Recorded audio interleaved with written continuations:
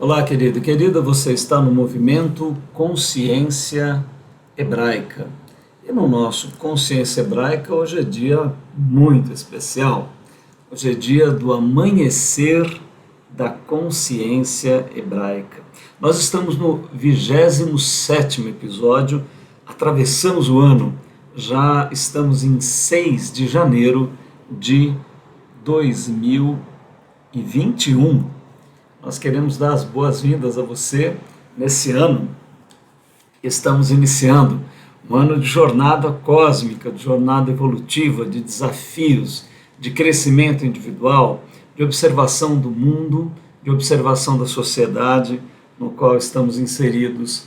E você tem uma oportunidade incrível, se você está aqui atento aos nossos cursos e trabalhos, você vai receber algo que não é nosso, né? Tudo que nós tratamos aqui, nós não temos idade, nem sabedoria ou conhecimento pessoal para transmitir nada daquilo que falamos, mas são 6.000 anos já datados pelo povo hebreu e muito antes disso, milhares de anos de tradição oral, de tradição intuitiva do povo hebreu, da consciência hebraica, que você pode adquirir aí onde você está, se você for uma pessoa interessada, se você for uma pessoa que verdadeiramente reflete sobre a vida, a existência humana, esse desafio de alguns anos aqui no planeta Terra, uma jornada, talvez 30, talvez 40, 60, 100, 110, já estamos vendo pessoas centenárias atravessando 100 anos. Mas a questão é a mesma, de onde nós viemos, o que estamos fazendo aqui, para onde vamos, o que significa a jornada existencial humana. Um niilismo, vamos de nada para lugar nenhum. Um agnosticismo, não podemos conhecer nada. Um ceticismo puro, onde nada pode ser firmado, tudo é duvidado e não pode ser fundamentado, né? Um ateísmo, né? Então não há nada além de nós e a vida tem um significado encerrado na nossa própria existência e materialidade, né? Bom, você recebeu um dom da divindade eterna, que é a liberdade nesses anos de existência, neste momento do teu ciclo evolutivo. E qualquer uma dessas decisões você poderá assumi-las, né? Eu recomendo que sempre você faça tudo com toda a intensidade, seja qual for a tua posição, dedique-se profundamente a ela, porque de alguma maneira nós compreendemos que tudo aquilo que é intenso e sinceramente humano, realizado com sinceridade, intensidade, na busca de alguma verdade ou da verdade, né, vai encontrar o seu resultado, vai encontrar o seu a sua coroa, a sua busca. Então faça com intensidade e quem sabe ao final você vai despertar, né, vai encontrar a divindade em você e em todas as coisas ao seu redor. Nós estamos num momento empolgante aqui do nosso amanhecer da consciência hebraica, estamos nas fundações, nas grandes estacas, né? Estamos inclusive indo lentamente, porque no capítulo do Gênesis, estamos em pleno Gênesis, exige bastante acuidade, porque nós estamos fundamentando as bases da civilização humana, da natureza humana, daquilo que nos constitui, dos desafios que temos internamente. Então, vamos prosseguir, estamos num momento empolgante, na grande parábola do Gênesis, serpente, Eva, Adão, árvore da vida, árvore do conhecimento do bem e do mal, os grandes desafios cósmicos, existenciais da natureza humana. Seja bem-vindo ao movimento Consciência Hebraica. E nós sempre fazemos uma pequena introdução nos ventos da nossa consciência hebraica. Nós falamos por que consciência hebraica, né? Por que temos essa determinação, este nome, né? Então, das 4 potencialidades humanas, físico, mental e emocional, a essencial se traduz em 4 expressões: consciência, autoconsciência, uma das mais importantes, por isso consciência hebraica, arbítrio, vontade e amor, estão disponíveis para você, veja bem como você está lidando com essas coisas. Depois, o hebraico para nós é a espiritualidade humana, não é só do povo de Israel, não, mas todo animal hominal que na terra surge e tem impulso espiritual, né? E agora, o local, sim, é o judaico, aquilo que aconteceu no Oriente Médio e que nós tratamos aqui, evidentemente. Damos sempre o exemplo da música clássica ou da filosofia, que acontece num ponto da humanidade, mas pertence a toda a humanidade, né? Jesus foi muito apresentado à grega. Agostinho, Aquino, Lutero, os pais da igreja tiveram uma influência forte da visão grega de Jesus. E nós queremos um olhar original, né? Um olhar da espiritualidade humana, da consciência hebraica, o olhar de Jesus sobre a vida e sobre o fenômeno espiritual humano. Venha com a gente, nós vamos ver aqui no amanhecer o início de tudo e de todas as coisas. Desejamos a você uma excelente viagem no nosso jato cósmico que está adentrando em coisas incríveis, impressionantes. E nós estamos trabalhando o quê? Alternativas de olhares, né, dos textos hebraicos falando sobre a origem do ser humano. Trouxemos elementos da ciência, vimos a classificação do arco evolutivo dos textos hebraicos, um grande resumo do surgimento da espécie do animal hominal, e estamos trabalhando a questão da autoconsciência e do arbítrio humano, que é centro da nossa vida, né? E também, assim, o nosso próximo passo, nós entraremos no capítulo 4 do Gênesis, e aí vamos iniciar uma grande jornada evolutiva da natureza humana rumo ao seu maior potencial. Vamos ver principalmente o eixo hebraico e pincelar histórias da humanidade nesse grande trabalho coletivo aqui no planeta Terra, né? Então nós estávamos aqui na origem da autoconsciência e do arbítrio humano, um maravilhoso capítulo que trata do arco evolutivo, e agora vamos concluir, né? Capítulo 3 de Gênesis, um capítulo maravilhoso, já estamos no verso 22, e ali o que está escrito? Então disse o Senhor Deus, eis que o homem é como um de nós, sabendo o bem e o mal. Ora, para que não estenda a sua mão e tome também da árvore da vida, e coma e viva eternamente, o Senhor Deus, pois, o lançou fora do jardim do Éden para lavrar a terra de que fora tomado. E havendo lançado fora o homem, pôs anjos, mensageiros. A palavra querubim é usada ao oriente do jardim do Éden, e uma espada inflamada que andava ao redor para guardar o caminho da árvore da vida. Olha, eu peço a tua atenção de um modo particular para este texto que nós vamos agora analisar parte a parte. E depois nós vamos fazer um desvendamento da serpente, porque eu queria que você prestasse bem atenção e não partidarizasse, né, a parábola do Gênesis. Ou seja, a serpente é o Satanás, que é um inimigo contrário a Deus, que tem quase poder para estragar o plano de Deus, né? E Deus está ali com dificuldade, tentando fazer com que as coisas deem certo. Se isso se acomoda bem no teu coração, se isso te estimula a tua fé, ok, pare agora de ver o vídeo, prossiga o seu caminho e Deus é com você, né? Mas, se você lê tudo isso e sente-se confuso, acha que tem alguma coisa aí que não está bem explicada, que você não consegue entender, e você aceitaria uma outra versão, então, né, preste atenção naquilo que nós vamos propor, pode ser uma maneira maravilhosa de estudar esse texto. Veja bem, aqui, no nosso primeiro verso, está lá, o que Deus está dizendo, né? Lembre-se qual é o contexto. Eva ouve a serpente, toma do fruto, e ela então e o homem despertam, veem que estão nus, cosem folhas de figueiras para cobrir a sua nudez, né?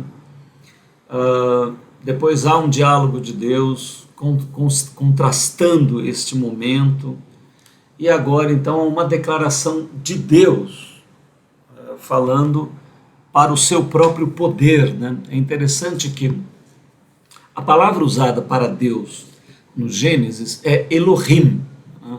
Nós sempre falamos Yahvé Elohim Adonai, Yahvé, que é o termo eu mostrarei ser o que eu mostrarei ser, ou eu sou o que sou, aparece assim enfaticamente com Moisés, ou seja, foi necessário um arco evolutivo da consciência humana, né, para que essa expressão mais profunda do Criador pudesse ser compreendida.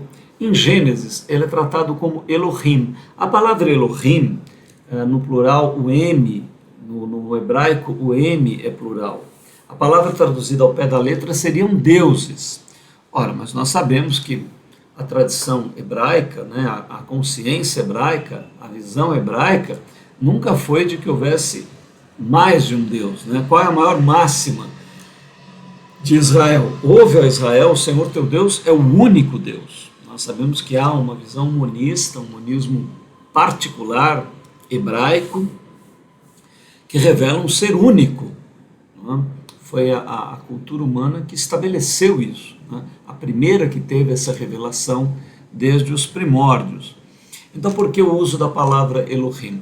Nós traduzimos aqui Elohim como potências da divindade única, né? Nós já falamos a respeito dos 7 Espíritos de Deus, descritos em Isaías, também no Apocalipse, dos textos de Jeremias e Provérbios, que fala sobre o poder, a sabedoria, a ação da divindade. Então, essas potencialidades expressas do único ser, Yahvé, Elohim, Adonai, é que no Gênesis são chamadas de Elohim, que é plural. Então, quando o texto diz assim, então disse o Senhor, eis que o homem é como um de nós, este nós de plural está com referência a Elohim, as potências criadoras. Então veja, o homem agora tem a potencialidade para alcançar a nossa qualidade. Né? Porque você vai compreender que o que está proposto em Gênesis 1:26, proposto pelo próprio Criador, façamos um ser à nossa imagem e semelhança. Então, qual é a proposta de Yahvé Elohim Adonai? É usar toda a sua criação para produzir um ser, né, que seja seu filho, que seja templo para a sua habitação, que seja a sua imagem e semelhança, uma figura semiótica do propósito da divindade. Então, isto é o que está no seu interior, no interior de cada ser humano no planeta Terra. Não importa se é um príncipe das Arábias, não importa se é um mendigo desprezado, sujo, no meio da rua. Mas o potencial de um Elohim está em cada ser humano. A nossa sociedade não despertou para isso. Não? Os nossos filósofos, pensadores não admitem isso. Mas está aí descrito, né? Está aí colocado para todos há milhares de anos o propósito de Yahvé Elohim Adonai, que é expresso de muitas maneiras. Né? Ele está constituindo uma noiva para um casamento nupcial, né? Ele está gerando filhos, ele está construindo templos vivos para a sua habitação, ele está construindo um nome de pai, como gerador, processo gerador. São muitas figuras. Mas agora, neste texto, é revelado este potencial, ele diz. Então disse o Senhor, eis que o homem é como um de nós. Então veja, o fato dele ter comido da árvore do conhecimento e do bem e do mal, não foi um retrocesso, foi um avanço. Porque se a proposta é de que o homem chegue a ser a sua imagem e semelhança, porque ele não era, né? Ele iria ser formado à imagem e semelhança através de um processo evolutivo. Então agora ele deu o primeiro passo. Qual é esse primeiro passo? Comer da árvore do conhecimento do bem e do mal. Mas ele agora vai dar o segundo passo, e para este segundo passo será necessário um grande caminho evolutivo, que nós iremos assistir a partir de Gênesis 4, não como uma falha de Yahvé Elohim Adonai, por ele ter criado um anjo que o traiu, que ele não teve controle, etc. Nós não podemos admitir uma divindade primariamente colocada desta maneira. Né? Ela é onipotente, onipresciente, onisciente, pleninconsciente, seja o nome que você, os atributos máximos que você quiser colocar. Então, nós temos que olhar a parábola do Gênesis, as figuras do Gênesis, como figuras descritivas do grande arco de evolução e da grande proposta que tem o ser humano para alcançar a imagem e semelhança de Deus. É nesse sentido que eu quero que você veja esse texto. É isso que o homem é como um de nós, porque agora ele sabe o bem e o mal, ele comeu da árvore do conhecimento do bem e do mal, né? E era isso que a divindade queria, né? Ora, ele ia formar um ser à sua imagem e semelhança. Alguns podem querer dizer que o homem já estava pronto, já tinha sido feito, mas um ser formado à imagem e semelhança de um Deus que não sabe nem que está nu. Então, a leitura não pode ser forçada dessa maneira, né? Se a pessoa, se ela compreende assim, se isso agrada e fortalece o seu coração, ótimo, né?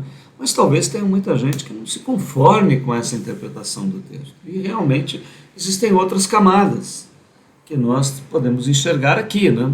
Então verifique, olha, veja conosco. Eis que o homem é como um de nós, agora ele sabe o bem e o mal. Ora, para que não estenda a sua mão e tome também da árvore da vida e coma e vive eternamente. Ora, mas então a divindade que propôs em Gênesis 1:26 criar o homem à sua imagem e semelhança, não quer que ele tome da árvore da vida? Não é isso que o texto quer dizer. O texto é escrito de uma maneira poética, de uma maneira parabólica, de uma maneira instigante, né? Então ele está dizendo, olha, o homem deu este primeiro passo para que ele não tome da árvore antes que ele possa fazer isso. No estado atual em que ele está, ele não pode comer dessa árvore. Por quê?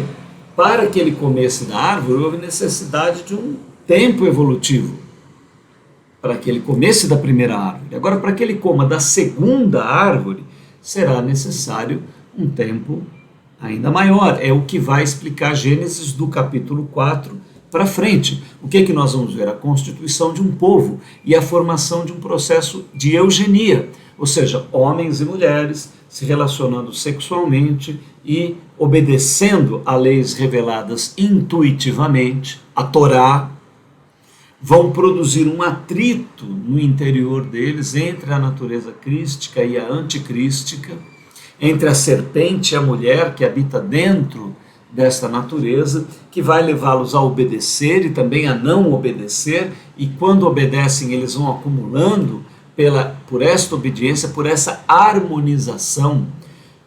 Obediência que não é num sentido cego, não é num sentido ditatorial, autocrático, colocado imposto por Deus. Deus está nos dando o caminho da vida, sugerindo as atitudes da nossa consciência física, emocional, mental e essencial em relação às leis formativas do nosso ser para que nós alcancemos a qualidade de filhos de Deus. Isto é a lei. Não é uma imposição autoritária de um Deus sentado em algum lugar que quer o nosso sofrimento sarcástico. Um Deus sádico que nos coloca o prazer e nos exige a abstinência do prazer. Não é isso. Mas é a questão da consciência do ser humano, como ela está sendo preparada para poder comer do segundo fruto. Porque o segundo fruto dará a este ser a capacidade de nunca mais morrer. Mas a que consciência eu daria deste segundo fruto? Você percebe a questão, na verdade, que trata o Gênesis, né? O homem agora não podia comer desse fruto. Se ele vive eternamente na condição miserável que a humanidade aí toda possui, você imagina a confusão que isso daria em qualquer plano dimensional evolutivo. Então, o que será necessário? Será necessário o desenvolvimento de uma atitude perfeita. Este é o desafio. Qual é o grande motivo pelo qual nós estamos no planeta Terra? Para descobrir os homens de boa vontade. as mulheres de boa vontade, os seres humanos de boa vontade, que têm em si, né, o desejo de amar, de ser amado pela verdade, né, e que em relação à vontade submetem tudo que há dentro de si por uma realização maior e eterna do seu ser. Então, nós estamos no processo da escolha. O que você está escolhendo? O que a tua agenda hoje demonstra? Não é seguir uma religião cegamente, né, e de forma bruta e rancorosa obedecer a mandamentos e ficar com raiva do mundo e de si mesmo e da humanidade por não poder usufruir dos prazeres da terra. Porque muitas vezes a religião causa isso nas consciências humanas. Não é esse o objetivo da lei. A voz que foi ouvida quando o Senhor Jesus foi batizado foi: "Este é meu filho amado, nele eu tenho prazer", revelando qual era a essência da relação do Messias com o seu Pai. Não era uma relação mandatória, autoritária, obrigatória, compulsória, rígida. Não se fala nada disso. Era uma relação de amor. Esse é meu filho amado, esse é o meu menino, a menina dos meus olhos, esse é aquele a quem eu atraí com cordas de amor, esse é aquele que eu formei, esse é aquele que eu amo. E eu tenho prazer nele. Então, o que Jesus tinha em relação a Deus? Amor e prazer.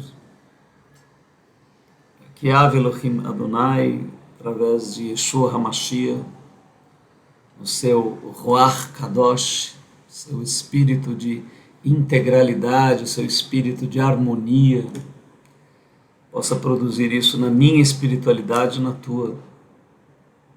Um caminho de amor, um caminho de prazer, que resulte na vida. Então, assim, é o desafio, né? Essa proposta, esse é o sentido, né? E você vai observar no texto aqui, ó. Então, agora ele não pode tomar desse fruto, né? Então, o Senhor lançou fora do jardim para lavrar a terra de que fora tomado. Ora, quem continuou no jardim? O mineral continuou no jardim do Éden. E o vegetal continua no jardim do Éden. E os animais estão todos no jardim do Éden. Qual foi o único que saiu? O único que comeu da árvore do conhecimento do bem e do mal. O único que alcançou autoconsciência. Por isso que o homem saiu do Éden. Mas era necessário que ele saísse do Éden. A divindade não sabia que ele comeria do fruto da árvore? Claro que sabia. A divindade não sabia que a serpente estimularia? A serpente faz parte da natureza humana e foi criada pela divindade para que o homem evoluísse.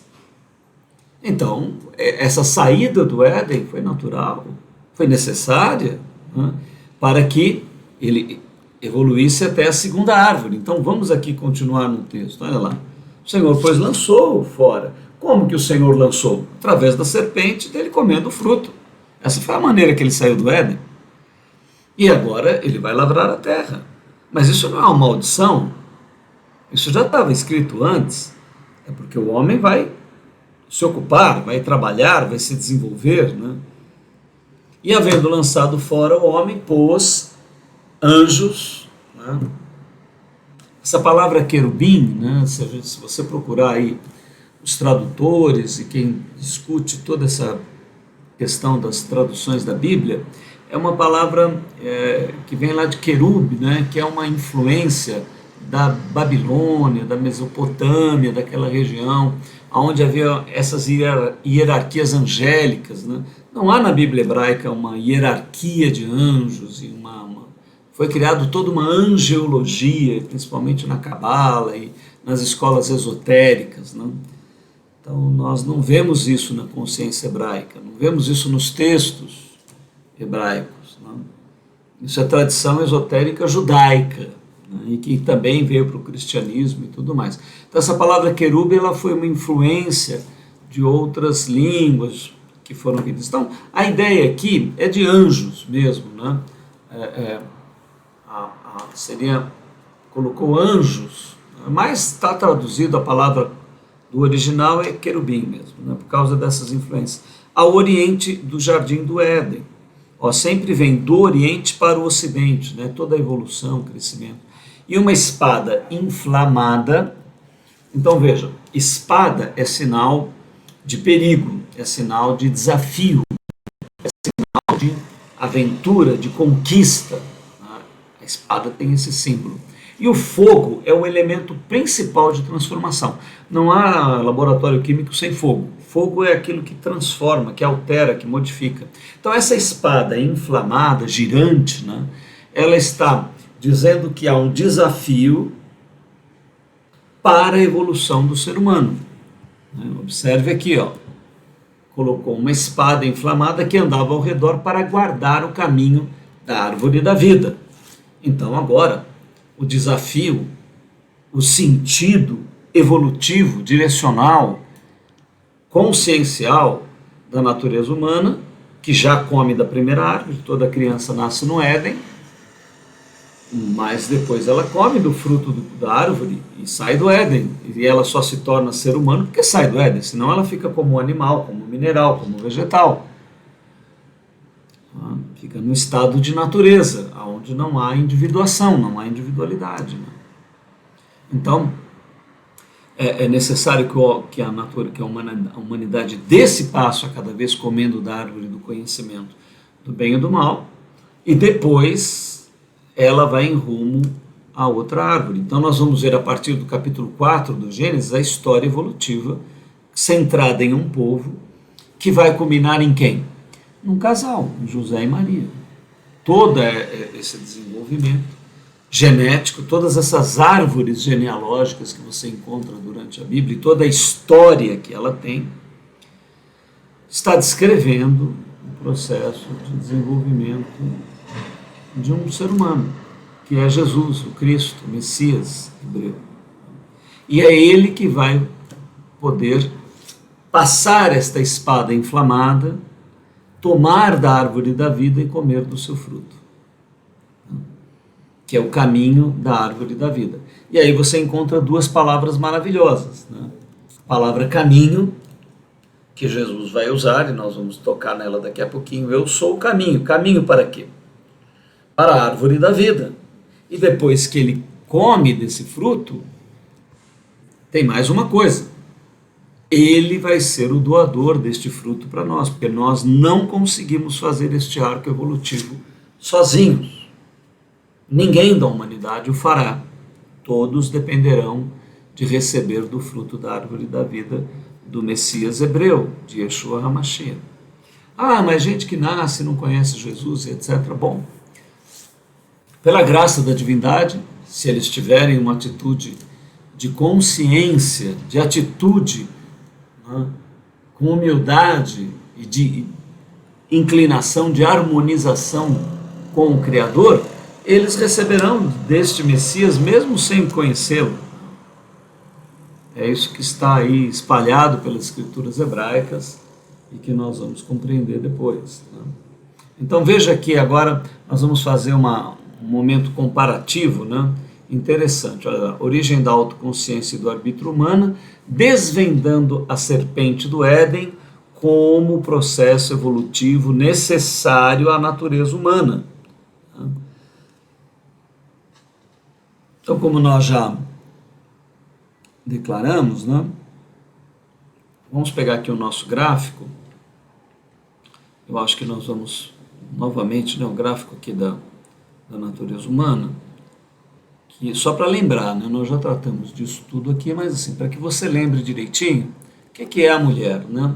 A mulher, na parábola do Gênesis, ela representa a natureza crística, olha, essa natureza aqui, que a princípio, né, potencialmente é o celestial, esse ser é celestial. Quando a consciência humana aprova, vai em direção confirma o sede celestial, ele agrega elemento crístico nesta natureza, que é este ser. Então aqui é a mulher. E a serpente? A serpente é a natureza anticrística, da qual todos nós somos constituídos, né? Esta é a árvore do conhecimento do bem e do mal. Então, quando a consciência humana vai em direção ao abismo, que está também presente potencialmente em todo o ser, e decide a favor do abismo, forma um resultado, uma resultante, que é a natureza anticrística, que é a serpente, né? Então aqui nós temos a serpente e a mulher no conjunto da natureza humana, que é necessário. Isso só acontece aqui no 5. Todo 4 ficou no Éden, né? O mineral está no Éden, o vegetal está no Éden, o animal está no Éden.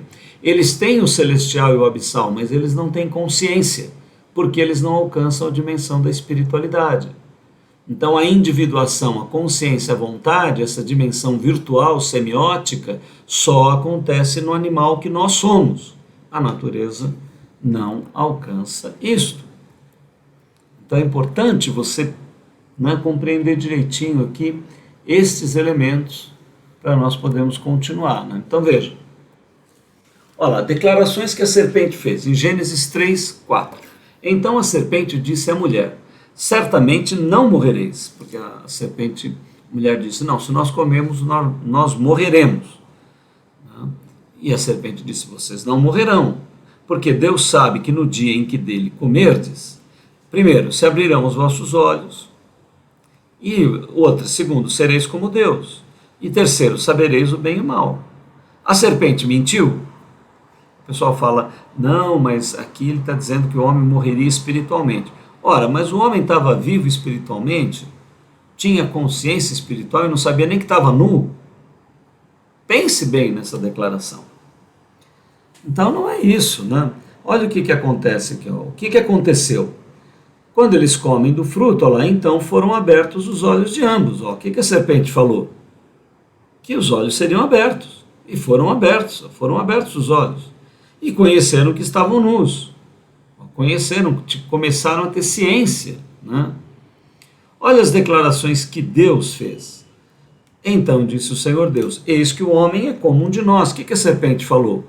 Que no dia em que comerdes, saberemos os vossos olhos e sereis como Deus. Eis que o homem é como um de nós. A serpente diz, vocês saberão o bem e o mal. O que Deus disse? Eles sabem agora o bem e o mal. Você percebe? Consegue ler esse texto dessa maneira? Você percebe que a serpente aqui, né, não nesse texto, né, uma coisa antagônica a Deus, o inimigo de Deus, alguma coisa que é o Satanás que está lá, que Deus está contrariado, etc. Você percebe que há uma lógica na serpente, que há um caminho da serpente, que há uma necessidade da serpente, né? E que Deus está dizendo, olha, tanto a natureza serpentina quanto a celestial, elas vão ser processos. Claro que os olhos se abriram, espiritualmente o homem não morreu, ele nasceu ali. Né? Porque agora ele poderia viver eternamente ou não, morrer, é verdade. Porque na natureza tudo se manifesta e volta para a divindade, né? Sem ter autoconsciência, sem ter preservação da vida.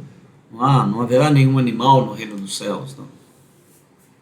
Por mais aí que o mundo pete, né, que é politicamente correto.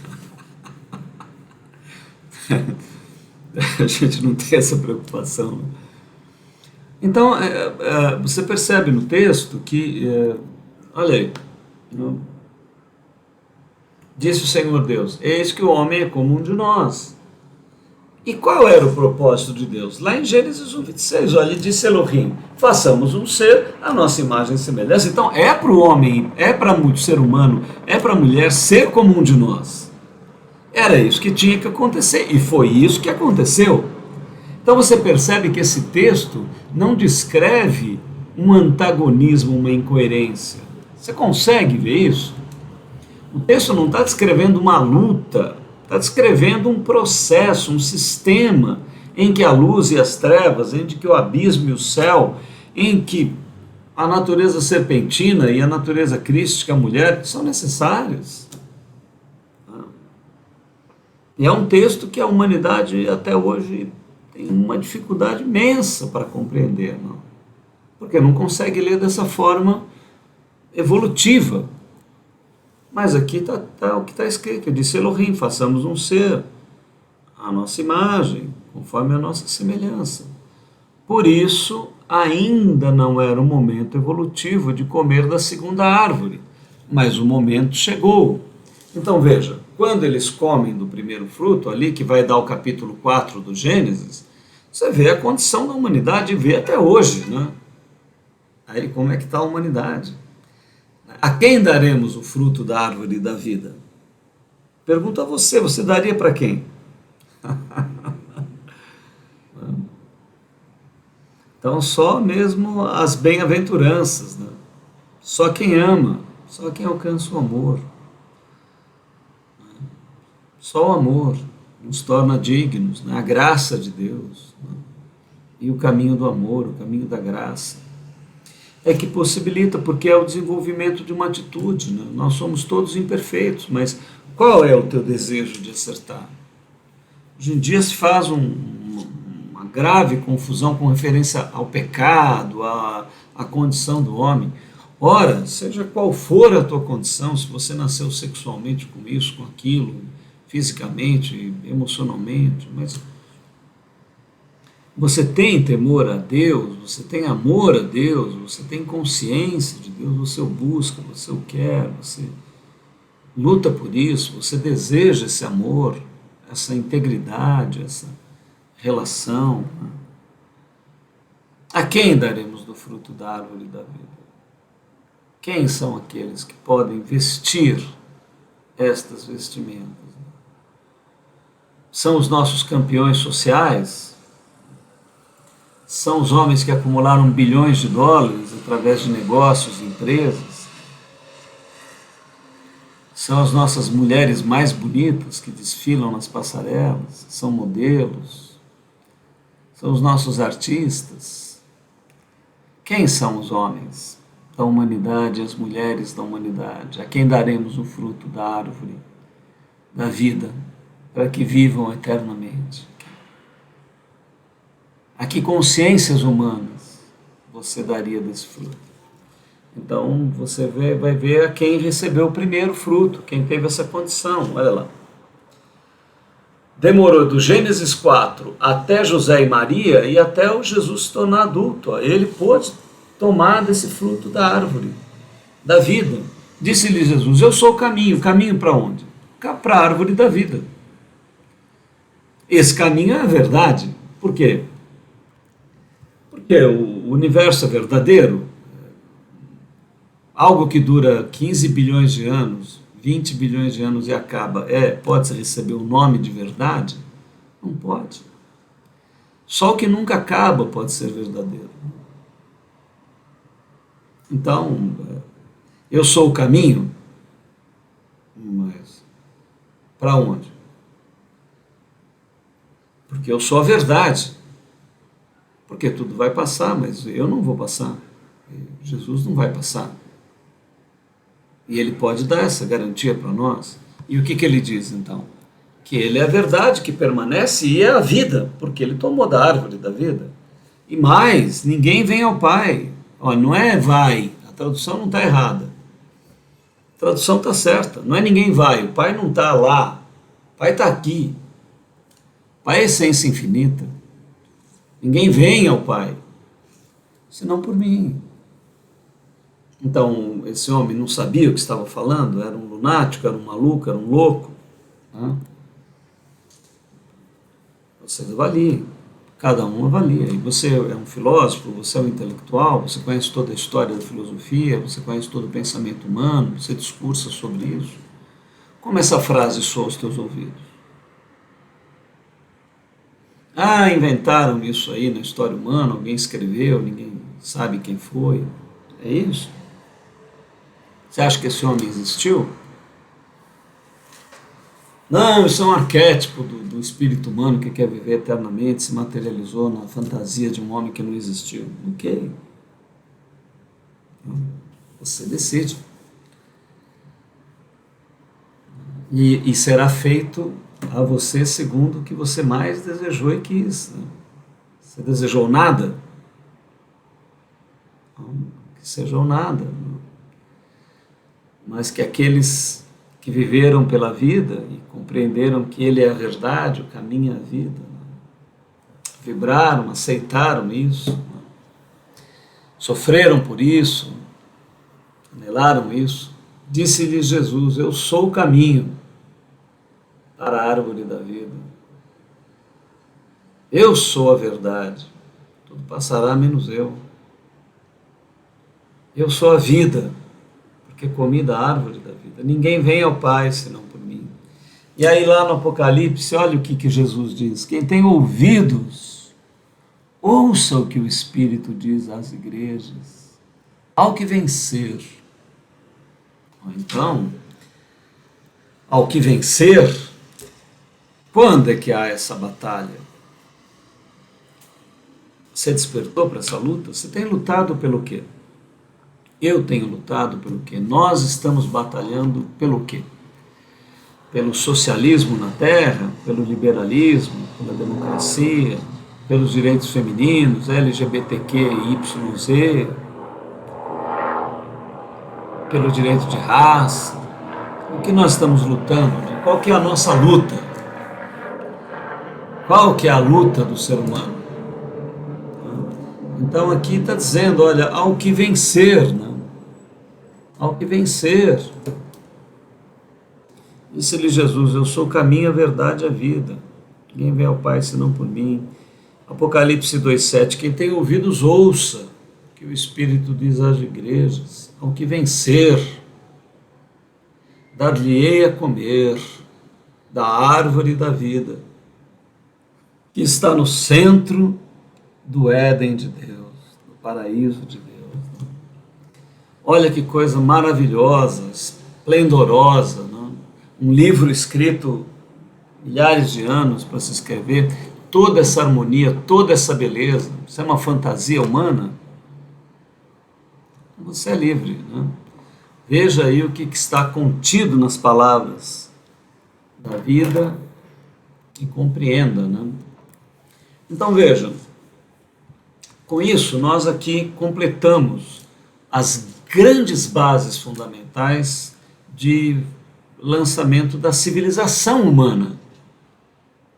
Essa é a luta pela qual a humanidade deveria se unir para lutar, para a busca da árvore da vida. Agora nós vamos passar para outros momentos, que é o grande e fantástico caminho, a entrada no capítulo 4 do Gênesis, a era histórica, né? Você vai ver como é que isso aconteceu. Veremos a história da genética de um povo para a formação de uma estrutura física, emocional, mental, essencial, capaz de realizar Gênesis 1:26, façamos um ser à nossa imagem e semelhança. Também compreenderemos a ação da divindade na história de todos os povos, preparando moral e eticamente o ser humano para a sua evolução. Vamos antes compreender alguns fatos históricos importantes deste contexto. E olha, nós vamos disponibilizar aqui na descrição do vídeo, deste vídeo, um texto do Wolfgang Schüssler, aí para ler o alemão aí. Deus nos ajude aqui. Schüssler, aqui é um professor que vai falar sobre a era axial, né? Professor aí, doutor em sociologia da Universidade de Berlim, e tem livre docência e etc, né? Especialista em Weber. E esse texto é muito interessante. Sugiro para você, se você gosta de conhecimento, né, quer um conhecimento profundo, interessante, que nós vamos falar agora da era axial. Você vai ver algo importante acerca da história humana e esse texto vai ajudar você a compreender isso, né? Mas eu acredito que nós ficamos por aqui. Você vai poder ter aí o desafio de ler esse texto. Eu vou disponibilizar aqui no link, né? Se você puder, leia o texto, veja que interessante que é o desenvolvimento do texto. E ele fala acerca de um filósofo alemão e também do Weber e de outros intelectuais que definiram uma parte da história humana como sendo a principal estabelecedora de um eixo principal, né? A palavra axio era axial, significa eixo, um postulado, né? E aconteceu no mesmo momento, assim, em 600 anos, o povo hebreu, o povo do Oriente Médio, do Oriente Extremo, seja na Índia, seja na China, seja também ali na Mesopotâmia, na Pérsia, grandes fundamentos foram lançados que sustentaram a ética e a moral humana durante milhares de anos. Praticamente isso só será rompido no iluminismo europeu. E depois tudo que vem a partir do iluminismo que vai quebrar necessariamente também, né? Porque junto com a ética que esse postulado trouxe, houve muita moral religiosa que foi prejudicial. Então agora nós estamos vivendo um novo momento, onde toda a moral será posta de lado. Pode se preparar, se você já está vendo isso, né? Nós vamos entrar nesse texto no nosso próximo encontro. Eu quero deixar para o próximo encontro para falarmos com calma acerca desses eventos, que são eventos importantes, que vão aí depois até o Apocalipse, né? Então nós tivemos uma sustentação moral religiosa na humanidade, né? Durante uma era, essa era axial estabelece postulados que vão ser quebrados lá depois da Revolução Francesa, Iluminismo, toda a revolução cultural que há na Europa, né? E esses movimentos vêm quebrando e nós estamos assim despedaçando toda a moral, né? Ficarão a ética, né? De um lado a espiritualidade ética e do outro lado vai ficar o que vier. A humanidade aí vai soltar o freio de mão, meu irmão, do caminhão, e esse caminhão vai descer ladeira abaixo, entendeu? Então nós caminhamos para uma sociedade pansexual, caminhamos para uma verdade de cada indivíduo, né?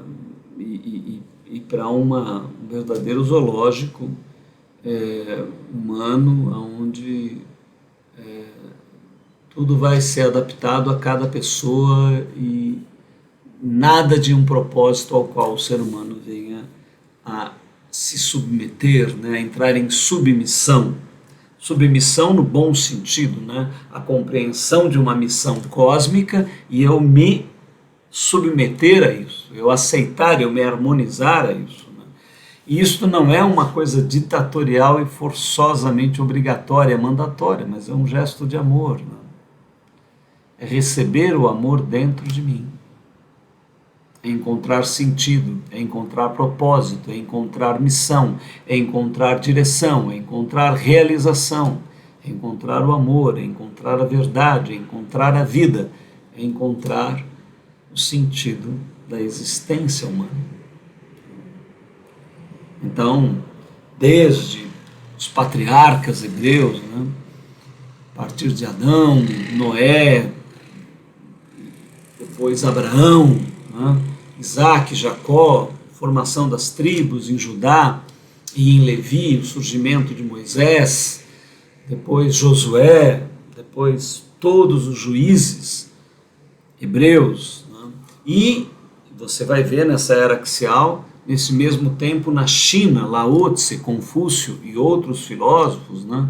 E na Índia, Siddhartha, o Gautama Siddhartha, homens que se levantam e que vão propor eixos, né, parâmetros da ética e do comportamento humano para a grande realização do ser espiritual que é o homem, né, do ser físico, mental, emocional e espiritual, não só espiritual, né, da integralidade do ser humano compreendido e harmonizado com a divindade, Yahvé Elohim Adonai, Brahman, Alá, Yahvé, o tal, né? Ou seja, esse impulso do ser humano em harmonizar-se com a essência divina. E que a culminância maior é Yeshua HaMashiach, o Cristo, o homem que viveu integralmente essa realidade. Tudo isso nos aguarda, tudo isso nos espera. Não perca o nosso próximo encontro. Nós estamos dando passos, mostrando para você como esse grande arco se formou e convidando você, disponibilizando para você tudo isso. E isso vai entrar dentro de você e você vai ver a atitude que você vai tomar. Lembrando sempre, a humanidade é livre. Jamais deverá ser imposta a nenhuma criatura humana. Nenhum sentido, nenhuma missão, nenhuma direção. A própria divindade não faz isso. Mas ela propõe, ela sugere, ela diz, meu filho, olha, você tem a vida e tem a morte. Não há um outro caminho que você possa inventar. Escolhe a vida. Para que você viva, para que você vá bem, para que você encontre harmonia na Terra. Evidentemente cercada de toda dificuldade, sofrimento, conflito que compõe a nossa natureza e que está posto na árvore do conhecimento do bem e do mal e também na árvore da vida que é dentro de nós, a natureza crística e anticrística. Essa é a batalha e seu desafio. Não uma felicidade de comercial da Doriana, né? Aquele casal bonitinho com os 2 filhos, o cachorro pulando lá, o cachorro e o peixinho no vaso pulando, etc. Não é isso. Né? Mas pode ser o grande desafio da tua vida ética interior, para que você, quando se recolher aos teus antepassados, quando você fechar o paletó de madeira, né, quando você fechar os teus olhos, entregar o teu espírito, né, a tua essência à vida, porque foi dali que você veio, você vai voltar para lá, que haja uma sensação de missão cumprida, né, onde você vai terminar a carreira, onde você vai guardar a fé, e onde você vai se preparar, creio eu e espero eu, para receber a coroa da vida, daquele que pode dá-la e da árvore, do fruto da árvore da vida. Nós somos o Movimento Consciência Hebraica, nós agradecemos a você que está aqui ouvindo, estudando, vá nas redes sociais e nos procure, a gente tem lá o YouTube, né, Consciência Hebraica, indique para algum amigo, convide alguém para estudar, eu acho que é algo que pode despertar a consciência. Também estamos no Telegram, tentando melhorar o Facebook e Instagram. Né? Enfim, somos o Movimento Consciência Hebraica, esperamos que isso tudo possa te levar, mudar o teu sentido de vida, criar um propósito, entrar numa ação mística que o Espírito de Ave Elohim Adonai em Yeshua HaMashiach, o Ruach Kadosh, o Santo Espírito, o doce Espírito possa tocar o teu coração e conduzir a tua vida rumo às fontes da água da vida, comendo do fruto da árvore da vida. Até lá, até o nosso próximo encontro.